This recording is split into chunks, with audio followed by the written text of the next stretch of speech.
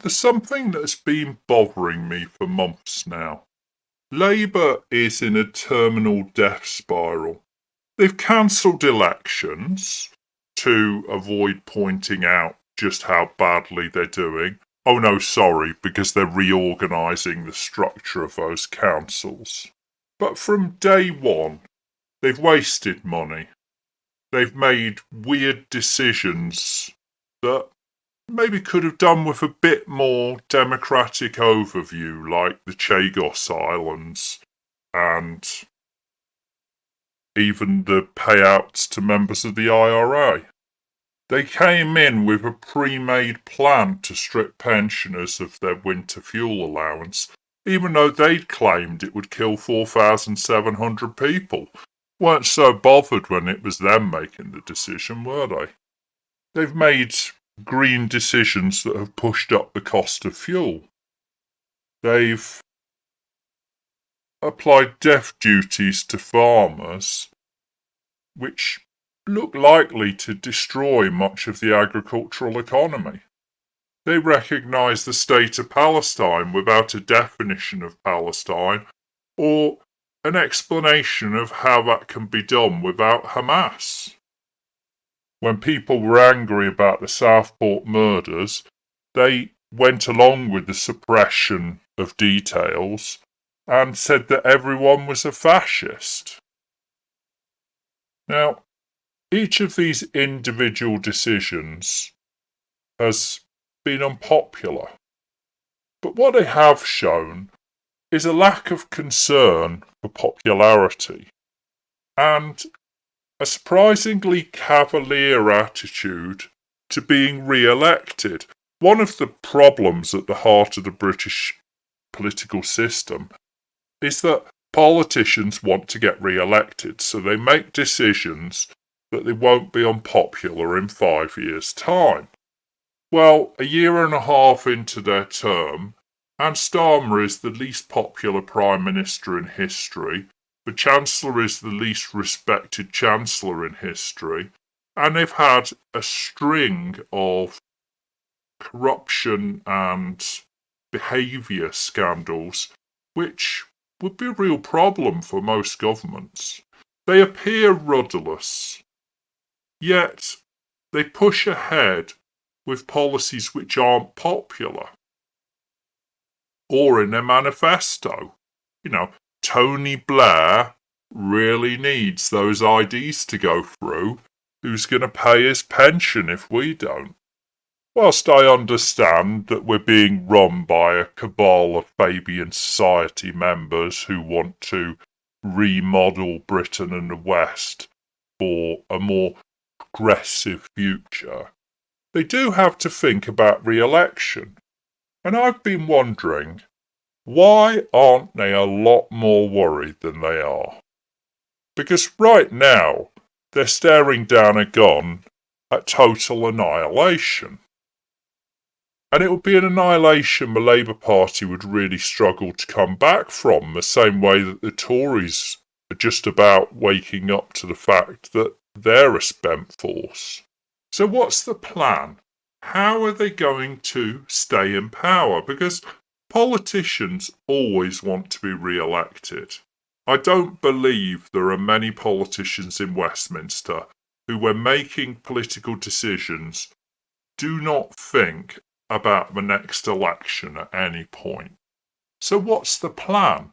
What are Labour going to do to get re-elected? And I do have a few pointers from the last few months. Firstly, do a deal with the Lib Dems that they don't stand against each other or properly campaign against each other in some seats, so they can look for a coalition government. This was made quite clear when a Lib Dem was seen taking their entire question for Prime Minister's questions into number 10 the day before to make really sure that Keir Starmer was able to give a good performance when he answered it. This is not something opposition parties do. Secondly, what will they do?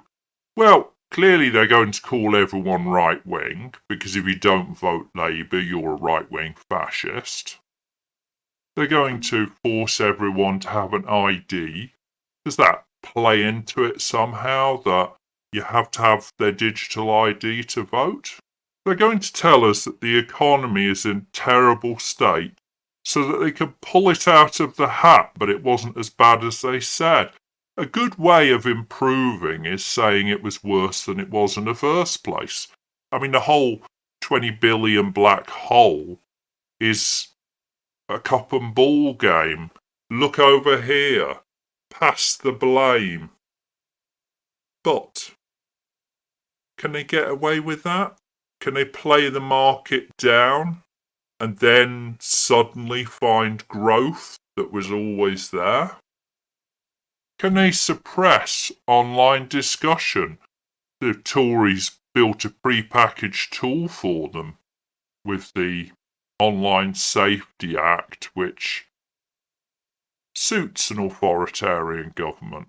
Can they ensure that their opponents don't get what might be called a fair trial by getting rid of trial by jury?